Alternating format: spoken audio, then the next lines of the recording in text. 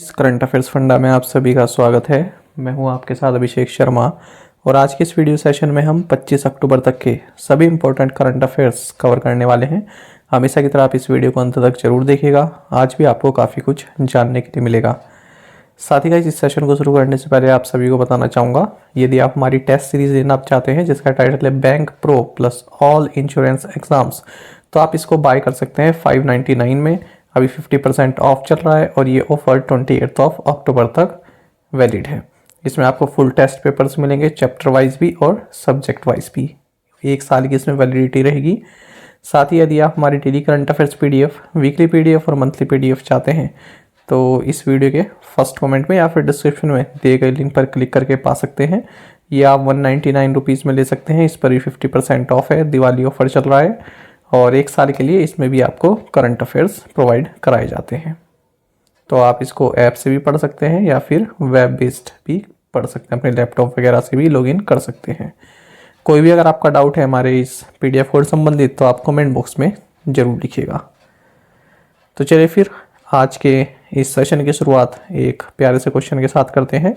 दिवेई is the principal language of which union territory? Dhivehi किस केंद्र शासित प्रदेश की प्रमुख भाषा है? ऑप्शंस आपके सामने है, लद्दाख, पुडुचेरी, लक्षद्वीप या फिर Jammu and Kashmir. Previous year question है, ये एक एग्जाम में आया हुआ क्वेश्चन है। तो इसका आंसर आप जल्दी से कमेंट बॉक्स में बता दीजिए, फिर आगे बढ़ेंगे।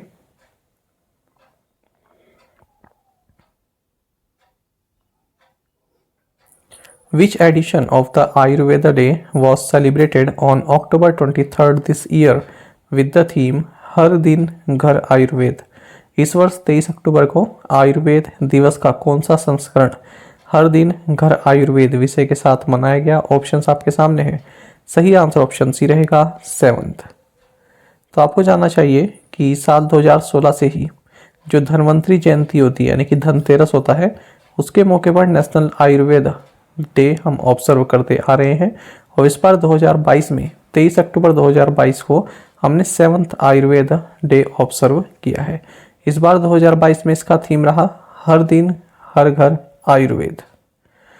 आपको जानना चाहिए इसी के तहत 3 एक्टिविटीज़ भी इनिशिएट की गई हैं, 3 J's जिनको बोला गया, यानी कि जन संदेश, जन भागीदारी एंड जन आंदोलन। साथ ही आपको जानना चाहिए कि all India institute of Ayurveda ये न्यू दिल्ली में है और मिनिस्ट्री ऑफ आयुष के तहत आता है। ये डे मनाने की जो नोडल एजेंसी है वो यही है, all India institute of Ayurveda. Who conferred India's 3rd highest civilian award Padma Bhushan to the Microsoft CEO Satya Nadella in US? America में माइक्रोसॉफ्ट के सीईओ सत्य नडेला को भारत के तीसरे सर्वोच्च नागरिक पुरस्कार पद्म भूषण से किसने सम्मानित किया? ऑप्शंस आपके सामने हैं। सही आंसर ऑप्शन सी रहेगा, टीवी नागेंद्र प्रसाद। देखिए, अगर इस टॉपिक से संबंधित कोई क्वेश्चन आता है तो इसी तरह से ये फॉर्म होने के ज़्यादा चांसेस हैं कि किसने दिया इनको यूनाइटेड स्टेट्स में, क्योंकि ये तो सभी को मालूम है कि सत्या नडेला को दिया गया, पर दिया किसने? चलिए जानते हैं। तो माइक्रोसॉफ्ट के सीईओ है सत्या नडेला। इन्हें इस साल का पद्म भूषण दिया गया है। जो इंडिया के कॉन्सुल जनरल हैं टीवी नागेंद्र प्रसाद, इन्होंने सैन फ्रांसिस्को यूनाइटेड स्टेट्स में। आप सभी जानते हैं पद्म भूषण के बारे में कि ये 3rd हाईएस्ट सिविलियन अवार्ड है इंडिया में, भारत रत्न और पद्म विभूषण के बाद। सत्या नडेला की अगर हम बात करें तो हैदराबाद बोर्न ये पर्सन है और इस साल के 17 अवार्डीज में ये भी शामिल रहे। आपको जानना चाहिए सत्या नडेला, इन्होंने 1992 में माइक्रोसॉफ्ट को ज्वाइन किया था। फरवरी 2014 में इनको माइक्रोसॉफ्ट का सीईओ बनाया गया और जून 2021 में ये माइक्रोसॉफ्ट के चेयरमैन भी बनाए गए।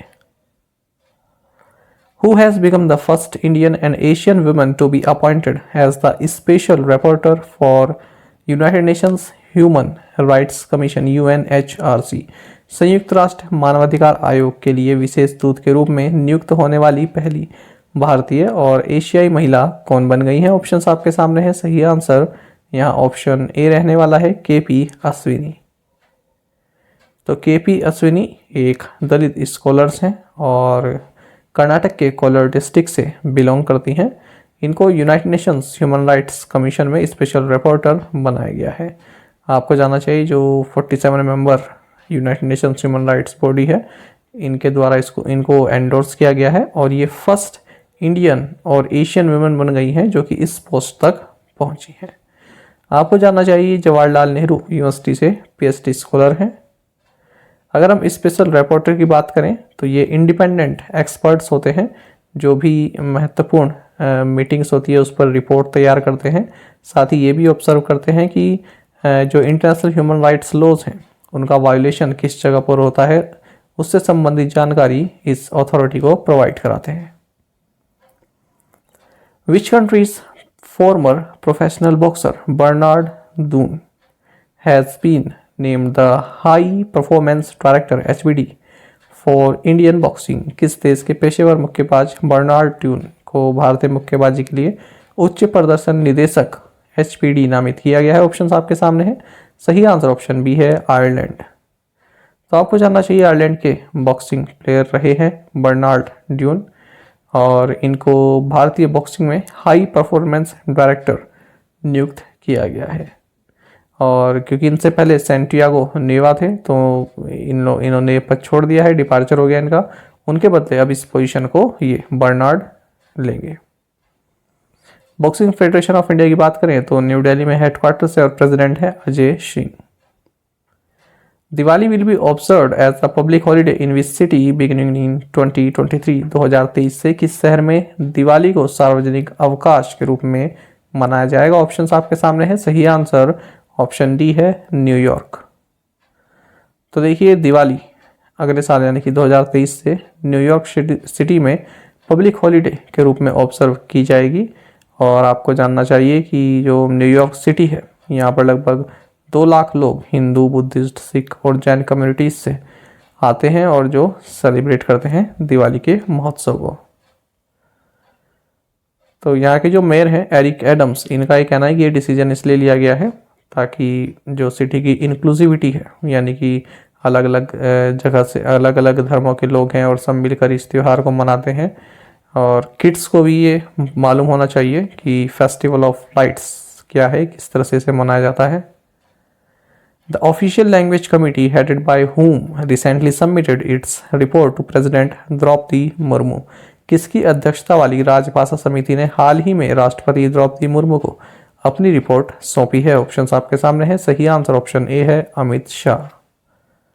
तो आपको जानना चाहिए कि ऑफिशियल लैंग्वेज कमेटी जिसकी अध्यक्षता होम मिनिस्टर अमित शाह ने की, इन्होंने अपनी 11th जो रिपोर्ट है, 11th volume of the report है, ये प्रेसिडेंट द्रौपदी मुर्मू को सौंपी है।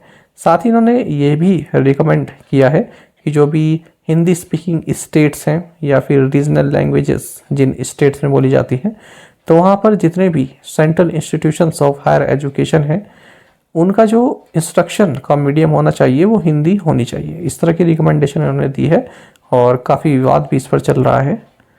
आपको जानना चाहिए जो ये committee of parliament on official language है, ये ऑफिशियल लैंग्वेज एक्ट 1963 के तहत जो है अस्तित्व में आई। इसको 1976 में section 4 of this act, official language act 1963 के तहत इसे सेटअप किया गया था। और इसमें ये जो कमेटी होती है इसमें 30 MPs होते हैं, 20 तो लोकसभा से लिए जाते हैं और 10 लिए जाते हैं राज्यसभा से। तो यदि आप किसी एग्जाम की तैयारी कर रहे हैं उसमें पॉलिटी बेसिक से पूछी जाती है तो कई तरह की मीटिंग होती है, एस्टिमेट्स कमेटी और भी पब्लिक अकाउंट कमेटी, तो उसमें ये जरूर पूछते हैं क्वेश्चन, काफ़ी फेवरेट क्वेश्चन होता है कि टोटल कितने MPs होते हैं इसमें, राज्यसभा से कितने होते हैं, लोकसभा से कितने होते हैं। तो ये आप याद रखिएगा इसके लिए। साथ ही आर्टिकल 343 हमारे कॉन्स्टिट्यूशन का डिक्लेयर करता है कि हिंदी देवनागरी स्क्रिप्ट में ये ऑफिशियल लैंग्वेज होगी यूनियन की। आप सभी जानते हैं कि 8th शेड्यूल में हमारे कॉन्स्टिट्यूशन का जो 8th शेड्यूल है उसमें 22 ऑफिशियल लैंग्वेजेस हैं। अच्छा, साथ ही आपको ये भी जानना चाहिए इंडिया में 2 मेजर ग्रुप्स हैं लैंग्वेजेस के, एक तो इंडो यूरोपियन लैंग्वेज ग्रुप, दूसरा है द्रविडियन लैंग्वेज ग्रुप। तो जो हिंदी है ये इंडो यूरोपियन लैंग्वेज ग्रुप से बिलोंग करती है और जो तमिल है जो कि मोर एंशियंट है संस्कृत से भी, ये द्रविडियन लैंग्वेज ग्रुप से बिलोंग करती है। SSCS एग्जाम में इस तरह के फैक्ट्स पूछे जाते हैं। साथ ही आपको जानना चाहिए जितने भी प्रोमिनेंट लैंग्वेजेस हैं जैसे कि तमिल, तेलुगु, मलयालम, कन्नड़, इनका काफ़ी रिच लिटरेचर है। हालांकि एक इंग्लिश ही ऐसी लैंग्वेज है जो नदर्न और सदर्न रीजन को एक साथ जोड़ती है ज़्यादा मायने में। अच्छा, अगर हम आज की बात करें तो जो हमारा यूनियन है इसमें हिंदी और इंग्लिश ये दोनों ही ऑफिशियल लैंग्वेजेस हैं, जैसे कि कनाडा में इंग्लिश एंड फ्रेंच ये दोनों ऑफिशियल लैंग्वेजेस हैं। तो इस तरह से आप देख सकते हैं ये सभी जो लैंग्वेज से संबंधित के आर्टिकल्स हैं 343 से 351। अगर आपसे पूछा जाए 343 से 351 किससे संबंधित हैं ये जो आर्टिकल्स हैं, तो किससे कहेंगे आप? Language of the union. अलग अलग प्रोविजंस हैं सब में। United Nations day is observed on which day? संयुक्त राष्ट्र दिवस किस दिन मनाया जाता है? ऑप्शंस आपके सामने है। सही आंसर ऑप्शन सी है, अक्टूबर 24। तो आपको जानना चाहिए यूनाइटेड नेशंस डे 24 अक्टूबर को मनाया जाता है क्योंकि 1945 को 24 अक्टूबर के दिन ही जो यूनाइटेड नेशंस का चार्टर है ये जो है लागू हुआ था। सबसे पहले इस डे को 1948 में मनाया गया। इवन 1971 में यूनाइटेड नेशंस ने ये रिकमेंड किया था कि जो कंट्रीज़ हैं, जो मेंबर कंट्रीज़ हैं, वो इसको पब्लिक हॉलीडे के तौर पर भी मना सकती हैं। इस बार 2022 में हम 77th एनिवर्सरी इसकी मना रहे हैं चार्टर की, और फिलहाल 193 मेंबर स्टेट्स हैं, आप सभी जानते हैं यूनाइटेड नेशंस के। अगर हम यूनाइटेड नेशंस की बात करें, बहुत महत्वपूर्ण फैक्ट है, कई बार एग्जाम में पूछा गया है, तो ये शब्द दिया किसने था? यूनाइटेड नेशंस, इस शब्द को कॉइन किसने किया था? तो ये थे यूनाइटेड स्टेट्स के प्रेसिडेंट फ्रैंकलिन डी रूजवेल्ट। तो इनके द्वारा ये शब्द दिया गया था यूनाइटेड नेशंस।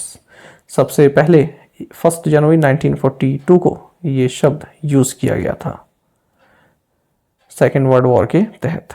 अच्छा, आपको जानना चाहिए वर्ल्ड डेवलपमेंट इंफॉर्मेशन डे ये भी 24 अक्टूबर को मनाया जाता है।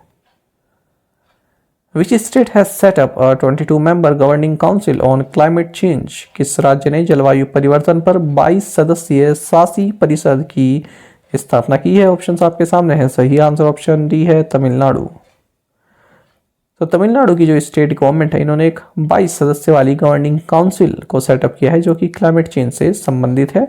इस कमेटी का, इस गवर्निंग काउंसिल का नेतृत्व यहाँ के चीफ मिनिस्टर M.K. स्टैलिन करने वाले हैं। आपको बता दें कि तमिलनाडु क्लाइमेट चेंज से संबंधित कई सारे इनिशिएटिव्स ले चुका है, जिनमें कि 3 काफ़ी प्रमुख हैं: Tamil Nadu green mission, Tamil Nadu climate change mission and Tamil Nadu wetlands mission. बाकी आप जानते हैं तमिलनाडु के गवर्नर R.N. रवि है, कैपिटल चेन्नई है।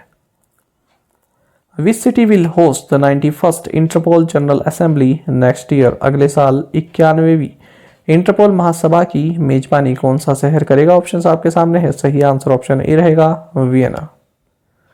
तो देखिए 91st इंटरपोल जनरल असेंबली ये अगले साल वियना ऑस्ट्रिया में होगी। ये वही जगह है वियना ऑस्ट्रिया जहां पर इंटरपोल को ऑफिशियली क्रिएट किया गया था 1923 में। बाकी आप जानते हैं कि जो 90th इंटरपोल जनरल असेंबली है ये हाल ही में 18 से 21 अक्टूबर के बीच न्यू दिल्ली में संपन्न हुई है। यहाँ पर इंटरपोल ने अपना फर्स्ट मेटावर्स लॉन्च किया है लॉ इन्फॉर्मेंस्ड ऑफिशियल्स के लिए, LEO के लिए। Which IIT has won the National Intellectual Property Award for 2021 and 2022? किस IIT ने 2021 और 2022 के लिए राष्ट्रीय बौद्धिक संपदा पुरस्कार जीता है? ऑप्शंस आपके सामने हैं। सही आंसर ऑप्शन बी है, IIT मद्रास।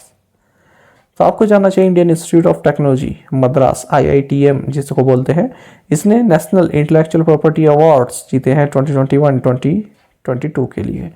तो ट्रॉफी वगैरह दी गई है और 1 लाख रुपीज़ भी दिया गया है। तो department of promotion of industry and internal trade ये ministry of commerce and industry के तहत आता है। इनके द्वारा ये अवार्ड इंस्टीट्यूट किया गया था, और जो पीयूष गोयल है union minister for commerce and industry, इनके द्वारा ये अवार्ड IIT मद्रास को दिया गया है। In October 2022, which country was removed from the FATF's grey list after 4 years? अक्टूबर 2022 में किस देश को 4 साल बाद FATF की ग्रे लिस्ट से हटा दिया गया? ऑप्शंस आपके सामने हैं। सही आंसर ऑप्शन सी रहेगा, पाकिस्तान। तो देखिए financial action task force FATF, तो इनकी प्लेनरी में पाकिस्तान को इंक्रीज्ड मॉनिटरिंग यानी कि ग्रे लिस्ट के नाम से जिसे आप जानते हैं इससे हटा दिया गया है, इससे लिस्ट से रिमूव कर दिया गया है। आपको जानना चाहिए जो FATF प्लेनरी है ये FATF की एक डिसीजन मेकिंग बॉडी है और एक साल में 3 बार ये मिलती है, फरवरी, जून और अक्टूबर में 3 बार इसकी सिटिंग्स होती हैं। अगर हम FATF के प्रेसिडेंट की बात करें तो ये राजा कुमार हैं, सिंगापुर के हैं और इन्होंने कहा है कि 2018 से ही पाकिस्तान इस लिस्ट में था और अब हम इनको रिमूव कर रहे हैं इस लिस्ट से। बाकी आपको जानना चाहिए सबसे पहली बार पाकिस्तान साल 2008 में इस लिस्ट में डाला गया था, फिर 2009 में रिमूव कर दिया गया, दोबारा फिर 2012 से 2015 तक ये इस लिस्ट में रहा। अच्छा, जो कंट्रीज होती हैं जो ग्रे लिस्ट में आती हैं उनको ऐसा माना जाता है कि टेरर फंडिंग को सपोर्ट करती हैं, मनी लॉन्ड्रिंग यहाँ से काफ़ी होता है और 21 अक्टूबर 2022 तक 20 कंट्रीज या टेरिटरीज इस लिस्ट में शामिल हैं। फिलहाल FATF की अगर हम बात करें बेसिक जानकारी लें तो 39 मेंबर्स हैं FATF में, जिनमें कि 37 तो कंट्रीज हैं और 2 रीजनल ऑर्गेनाइजेशंस हैं। कौन कौन सी? Gulf Cooperation Council and European Commission. आपको जानना चाहिए एक ऑब्जर्वर है FATF में, यह है इंडोनेशिया। अगर हम बात करें भारत और FATF के बारे में तो भारत ने ऑब्जर्वर स्टेटस प्राप्त किया था 2006 में FATF के लिए और साल 2010 में भारत फुल मेंबर बन गया था FATF का। वायलेन क्लर्क ये FATF एग्जीक्यूटिव सेक्रेटरी हैं 1 जून 2022 से। FATF का secretariat organization for economic cooperation and development OECD का जो हेडक्वार्टर्स है पेरिस फ्रांस में, यहीं पर लोकेटेड है। FATF की स्थापना जुलाई 1989 को G7 समिट पेरिस में जो हुई वहाँ पर की गई थी। अच्छा, जो ये आपका ग्रे लिस्ट, ब्लैक लिस्ट ये सब है ना, ये इनके ऑफिशियल नेम नहीं है, ठीक है। जैसे आप ग्रे लिस्ट देख सकते हैं कि इंक्रीज्ड मॉनिटरिंग इस तरह की एक लिस्ट होती है तो उसी को बोला जाता है ग्रे लिस्ट, तो ये ऑफिशियल शब्द नहीं है grey list. The 22nd global edition of the world blockchain summit from October 17 to 19 held in which city, 17 से 19 अक्टूबर तक विश्व ब्लॉकचेन शिखर सम्मेलन का 22वां वैश्विक संस्करण किस शहर में आयोजित किया गया? ऑप्शंस आपके सामने हैं। सही आंसर ऑप्शन ए रहेगा दुबई। तो देखिए जो 22nd ग्लोबल एडिशन है वर्ल्ड ब्लॉकचेन समिट का, ये दुबई में हुआ है और इसका मकसद यही रहा है कि जो एक्सपर्ट्स हैं इंक्लूडिंग गवर्नमेंट, इन्वेस्टर्स, इनको एक मंच पर लाना ताकि ब्लॉकचेन से संबंधित जो एक्टिविटीज़ हैं उनको आगे लाया जा सके। जो नेक्स्ट समिट है ये बैंकॉक में होगी 8 से 9 दिसंबर 2022 में, मतलब इसी साल होगी। ये चलती आ रही है, पिछले कुछ महीनों में चलती आ रही है अलग अलग लोकेशन पर। इससे पहले अगर हम देखें तो दुबई ने मार्च 2022 में भी इस समिट को होस्ट किया था, अक्टूबर 2021 में भी होस्ट किया था। अच्छा, ब्लॉकचेन वैसे तो बहुत वास्ट टॉपिक है पर आप ये चीज़ जान लीजिए ब्लॉकचेन के 3 इंपॉर्टेंट कॉन्सेप्ट होते हैं, block, nodes and miners. India भी ब्लॉकचेन के वर्ल्ड में जो है एंटर कर चुका है। जब आपको पता होगा 2021 में IIT कानपुर ये फर्स्ट इंस्टीट्यूट बना इंडिया में जिसने कि ब्लॉकचेन बेस्ड एजुकेशनल डिग्रीज जो है स्टूडेंट्स को प्रोवाइड की थी, अवॉर्डेड की थी।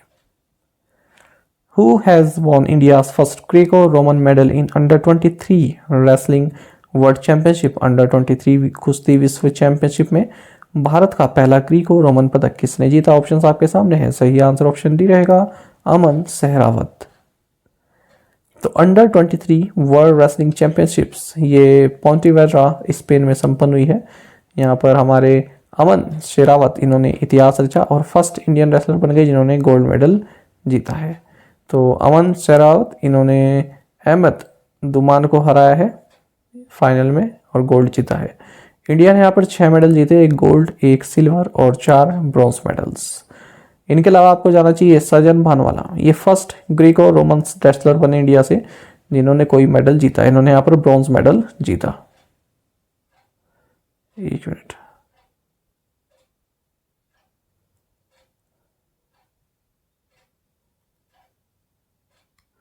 हाँ ठीक है।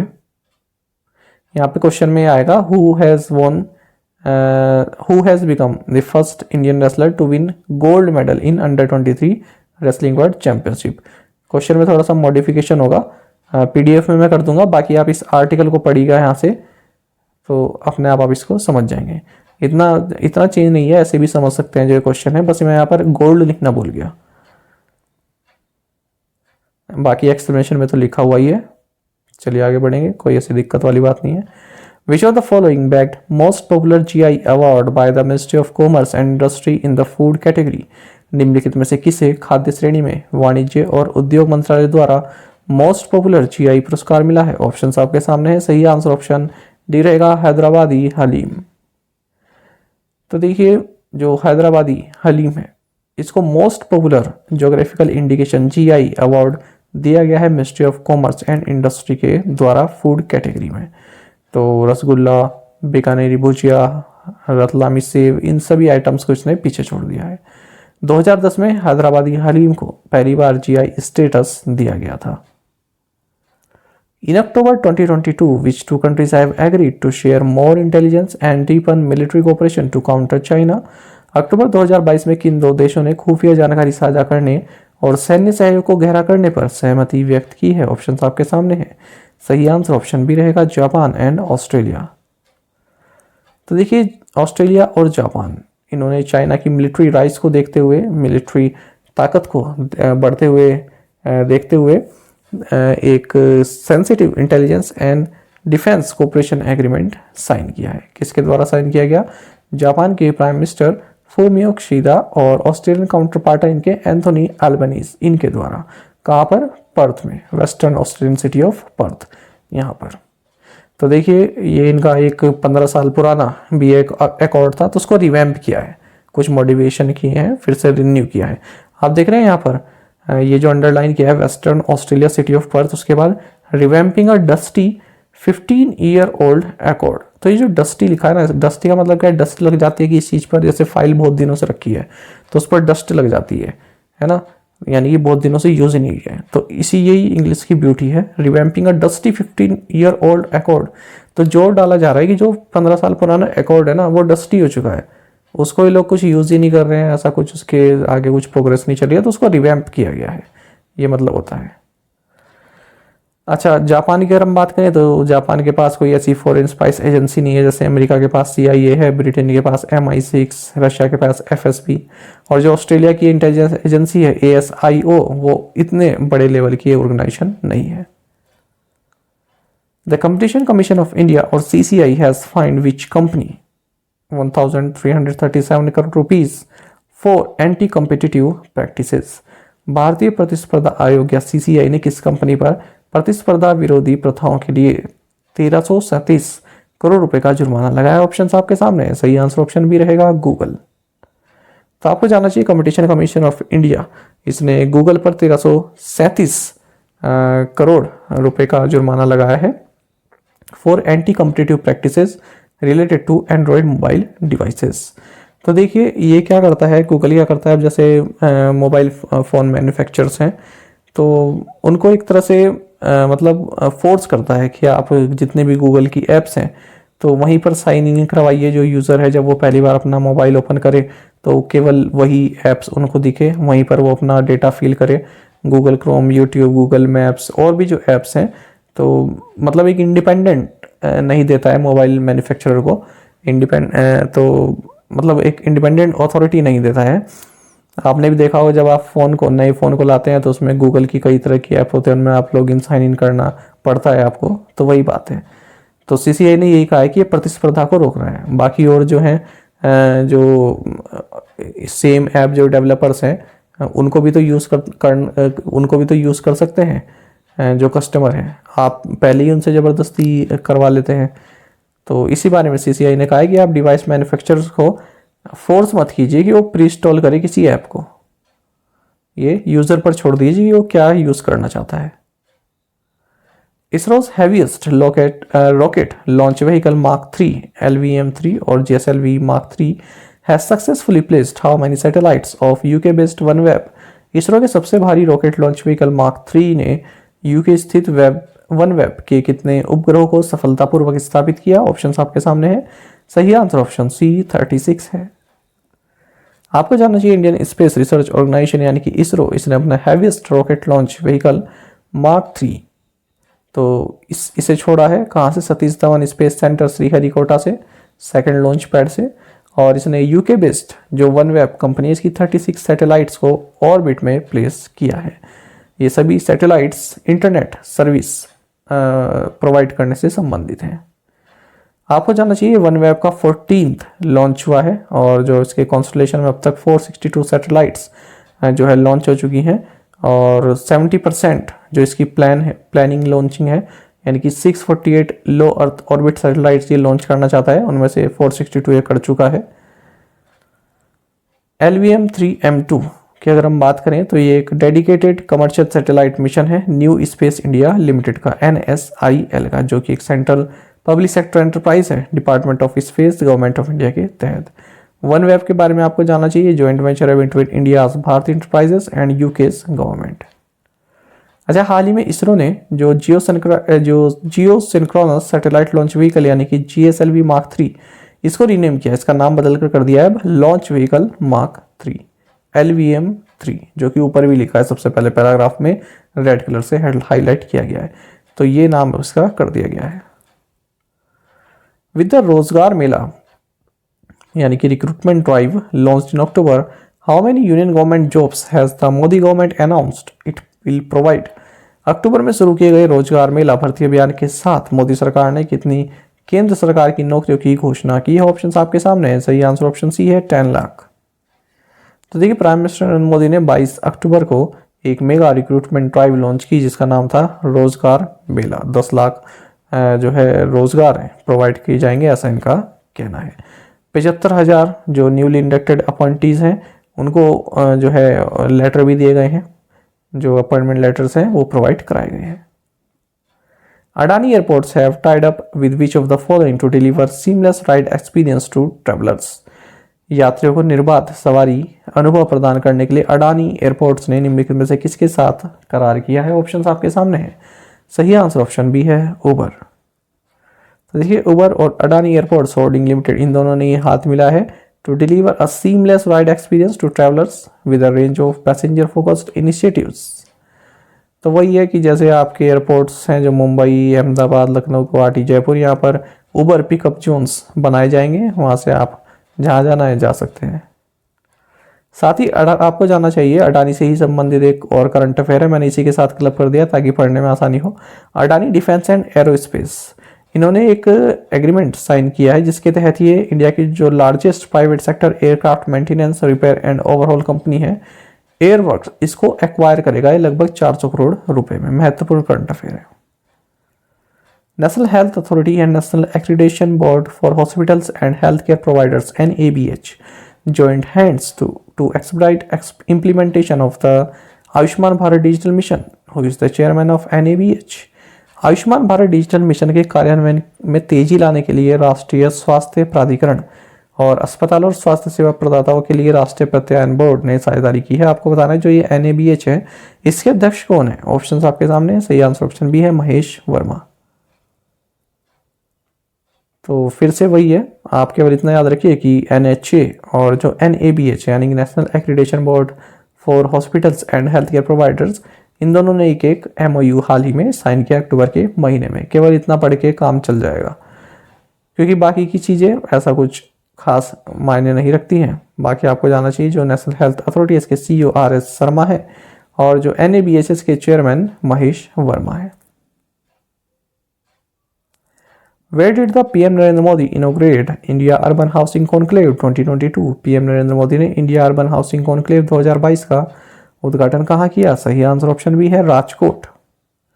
तो देखिए, प्राइम मिनिस्टर नरेंद्र मोदी ने इंडियन अर्बन हाउसिंग कॉन्क्लेव 2022 जो कि एक 3 दिन का इवेंट रहा, ministry of housing and urban affairs द्वारा ऑर्गेनाइज किया गया।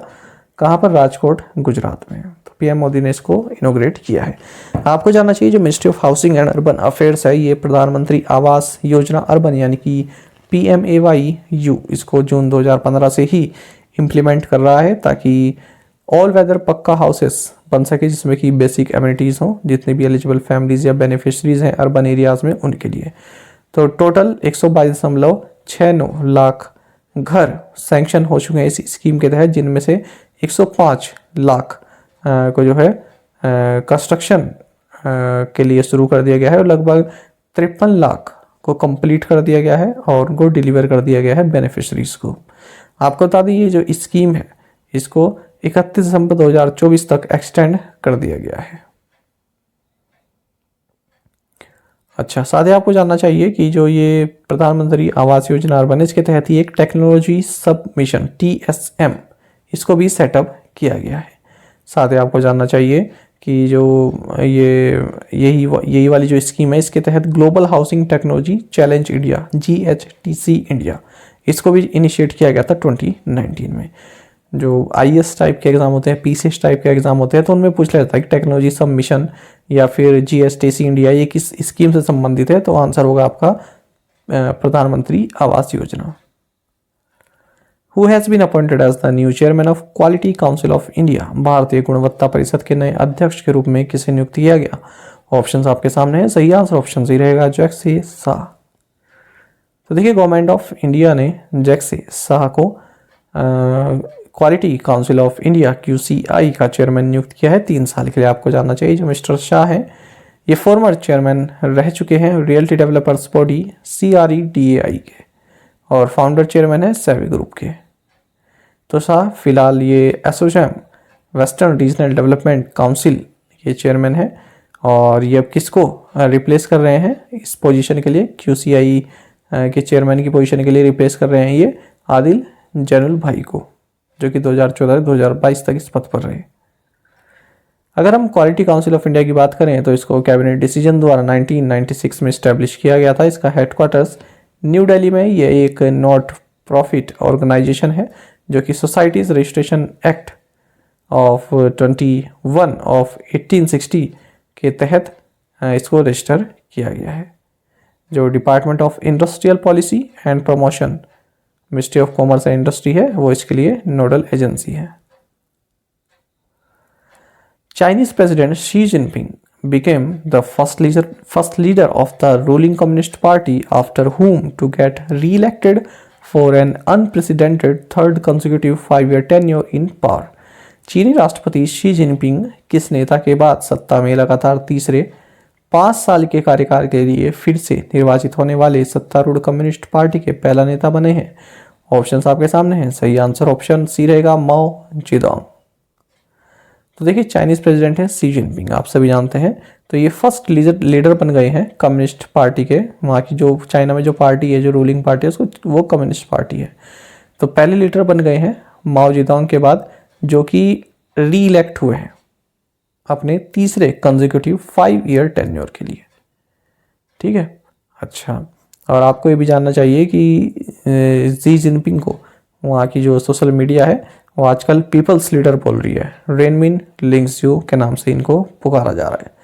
शी जिनपिंग की अगर हम बात करें तो साल 2012 से ही ये चाइनीज़ कम्युनिस्ट पार्टी और सेंट्रल मिलिट्री कमीशन इनके चेयरमैन के तौर पर कार्यरत हैं 2012 से।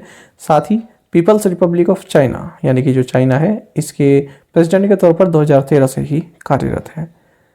साथ ही आपको जानना चाहिए ये चाइना के पैरामाउंट लीडर रह चुके हैं, सीनियर लीडर रह चुके हैं 2012 से ही। तो ये वाले आपके लिए महत्वपूर्ण है, 2012 और 13 क्या क्या जो इसमें लिखा हुआ है, किस किस पद पर कब से हैं ये महत्वपूर्ण है इस बारे में। अच्छा, आपको ये जानना चाहिए, कैसी बेसिक नॉलेज बता रहा हूँ क्योंकि एग्जाम में पूछा गया क्वेश्चन है पॉलिट ब्यूरो क्या होता है। तो पॉलिट ब्यूरो के बारे में आपको जानना चाहिए। जो कम्युनिस्ट पार्टीज होती है ना, जैसे आप देखेंगे रशिया में कम्युनिस्ट पार्टी है और चाइना में है जो कम्युनिस्ट नेशन है, तो इनकी जो एग्जीक्यूटिव कमेटी होती है उसको बोलते हैं पॉलिट ब्यूरो। भारत में भी जो कम्युनिस्ट पार्टी है तो उनके भी जो एग्जीक्यूटिव कमेटी है उसको पॉलिट ब्यूरो बोलते हैं। अच्छा, एक और महत्वपूर्ण बात जानिएगा, जो पीपल्स रिपब्लिक ऑफ चाइना है, जो प्रेजेंट चाइना हम देखते हैं, इसके फाउंडर है माओ जेडोंग, जिनके बारे में हमने क्वेश्चन में पूछा है। इनको ग्रेट हेल्समैन के नाम से जाना जाता है चाइना में। और 1958 में इन्होंने सेकंड 5-year प्लान को लॉन्च किया था, जिसको बोला गया ग्रेट लीप फॉरवर्ड। तो ये जो ग्रेट लीप फॉरवर्ड है, ये कई बार वर्ल्ड हिस्ट्री का क्वेश्चन बनता है, स्टैटिक जीके में भी पूछ लेते हैं इसको। जैसे कोई भी पेपर आया था ना वनडे एग्जाम, उसमें पूछ लेते हैं कि ग्रेट लीप फॉरवर्ड किसके द्वारा शुरू किया गया था। तो जवाहरलाल नेहरू, महात्मा गांधी, माओ जेडोंग और एक और लीडर का नाम लिख देते हैं, क्वेश्चन पूछ लेते हैं। तो आया हुआ क्वेश्चन है एक एग्जाम में, तो ये याद रखिएगा। चलिए प्रीवियस असाइनमेंट क्वेश्चंस के आंसर देखेंगे। Who is the writer of parts of the mind? Swami Vivekananda. Who took charge as secretary in the department of commerce? Sunil Barthwal. First national coal conclave and exhibition was held in which city? Answer is New Delhi और theme रहा Indian coal sector sustainable mining towards Atmanirbhar Bharat. The Hero MotoCorp has appointed which Telugu actor as the new brand ambassador? Ramcharan. How many प्रधानमंत्री समृद्धि केंद्र were inaugurated by PM Modi recently? 600. E-commerce leader Amazon India is among 314 applicants that have been granted approval to operate 24/7 in New Delhi। और आप में से कई students ने बिल्कुल सही आंसर दिया है। इसी तरह से आप पार्टिसिपेट करते रहिए।